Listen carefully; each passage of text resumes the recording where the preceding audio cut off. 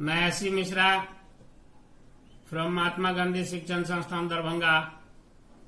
Good morning all of you. वर्ग 10वीं, विषय हिंदी, पाठ्य पुस्तक क्षितिज, पाठ संख्या 12। पाठ का नाम लखनवी अंदाज, भाग 3। लेखक यशपाल। नवाब साहब ने संगति के लिए उत्साह नहीं दिखाया। हमने भी उनके सामने की बर्थ पर बैठकर आत्मसम्मान में आंखें चुरा ली। लेखक महोदय कहते हैं कि जब ट्रेन में दोनों आदमी का आमना सामना हुआ तो लखनऊ के नवाब ने कोई दिलचस्पी नहीं जताया, जिसके कारण लेखक महोदय ने अपने मान सम्मान को जीवित रखने के लिए नजरें छिपा ली और उन्होंने भी कोई प्रयास उनसे नहीं किया। ठाली बैठे, ठाली का अर्थ खाली, कल्पना करते रहने की पुरानी आदत है। नवाब साहब की असुविधा और संकोच के कारण अनुमान करने लगे।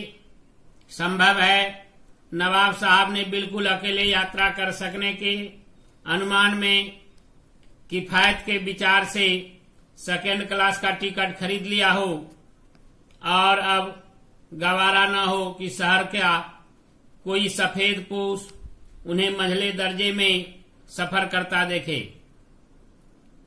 सफेद पोश का अर्थ सज्जन। लेखक महोदय मन में कल्पना करने लगे कि हो सकता है कि लेखक महोदय कम खर्च के ख्याल रखते हुए द्वितीय श्रेणी से सफर करने का प्रयास किए विचार रखे होंगे। वहां पर कोई मुझे देखेंगे नहीं, लेकिन लेखक महोदय के पहुंचने से उनका यह विचार उचित नहीं रहा और उनके मन में बार बार यह भावनाएं आने लगी। कब एक सज्जन के सामने नवाब का द्वितीय श्रेणी से सफर करना उचित बात नहीं, लोगों के बीच क्या चर्चा का विषय होगा। तो वह समय जिस समय लोग इस बात को सोचते थे, रूढ़िवादी परंपरा के हुआ करते थे। हमारे पूर्वज धनाढ्य रईस, हम लोग का जीवन गुजर बसर का तौर तरीका ढंग सामान्य व्यक्तियों की अपेक्षा अच्छी होनी चाहिए, प्रदर्शनवाद की होनी चाहिए, दिखावे की होनी चाहिए, वास्तविकता से परे होनी चाहिए। यह सब सोच उन लोगों के तमाम दकियानुसी विचारों को प्रदर्शित करता है जो समाज के लिए किसी भी तरह से प्रेरणादायक नहीं था, न था, न आज है, न भविष्य में रहेगा। लोगों को वास्तविक जीवन जीना चाहिए, दिखावे और प्रदर्शनवाद की जिंदगी से दूर रहना चाहिए और रूढ़िवादी, परंपरावादी, दकियानुसी इन तमाम सोचों से, संकीर्णताओं से अपने आप को परे रखना चाहिए। लोगों को अपना आदर्श वैसा रखना चाहिए जो किसी समाज के लिए, किसी व्यक्ति के लिए, किसी राष्ट्र के लिए प्रेरणा स्रोत बने, न कि वह हास्यास्पद हो। अकेले सफर का वक्त काटने के लिए ही खीरे खरीदे होंगे और अब किसी सफेद पोश के सामने खीरे कैसे खाएं? सफेद पोश के सामने खीरा कैसे खाएं? यह सब तो मानवीय संवेदनाओं की भूल कहा जाए कि खाद्य पदार्थ और पेय पदार्थ किसी विशेष व्यक्तिगत, किसी विशेष व्यक्ति के श्रेणी समूह झुंड के लिए नहीं होता, यह तो सबों के लिए होता है। इसका उपयोग सभी व्यक्ति कर सकते हैं और खाद्य पदार्थ, पेय पदार्थ, इस सब को व्यक्ति के जीवन स्तर से लिविंग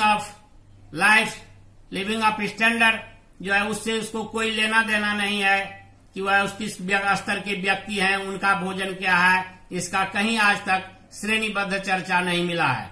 यह हमारे समाज में वैसे लोगों की सिर्फ मानसिकता है कि यह बड़े लोग हैं, हम छोटे लोग हैं, हम धनाढ्य हैं, हमारे लिए यह भोजन नहीं है, उनके लिए वह भोजन नहीं है, उनके जीने का तरीका हुआ नहीं है, हमारे जीने का तरीका सिर्फ यह है। यह एक सोच है जो एक घटिया सोच को प्रदर्शित करता है और उस समय हमारे समाज में राजतंत्र के समय यह चीज विद्यमान ही नहीं था, बल्कि कूट कूट कर वैसे परिवार के सदस्यों में भरा पड़ा था जो लोगों को अपने से बाकी लोगों को निम्न दर्जे का समझते थे, निम्न स्तर का समझते थे और उनके साथ सोच व्यवहार सब में इस तरह की बदबू मिल जाती थी। हम कनखियों से नवाब साहब की ओर देख रहे थे। लेखक महोदय कहते हैं कनखी का अर्थ हुआ नजर बचाकर देखना, कि नजर बचाकर नवाब साहब की ओर देख रहे थे। और का अर्थ तरफ। नवाब साहब कुछ देर गाड़ी की खिड़की से बाहर स्थिति पर गौर करते रहे, मतलब खिड़की से बाहर नजर डाले रहे। और नवाब साहब ने सहसा हमें संबोधन किया। सहसा का अर्थ अचानक, एकाएक। अदाब अर्ज, जनाब खीरे का शौक फरमाएंगे। नवाब साहब का सहसा भाव परिवर्तन, भाव का अर्थ विचार, परिवर्तन का अर्थ बदला हुआ। अच्छा नहीं लगा, भांप लिया, भांपना का अर्थ ताड़ना। आप शराफत का गुमान बनाए रखने के लिए हमें भी मामूली लोगों की हरकत में लथेड़ लेना चाहते हैं। लथेड़ना का अर्थ समेटना। जवाब दिया, शुक्रिया की भला शौक फरमाए। लेखक महोदय ने जवाब दिया कि नहीं, हम खीरा खाना पसंद नहीं करते हैं, आप उसका आनंद लें। धन्यवाद।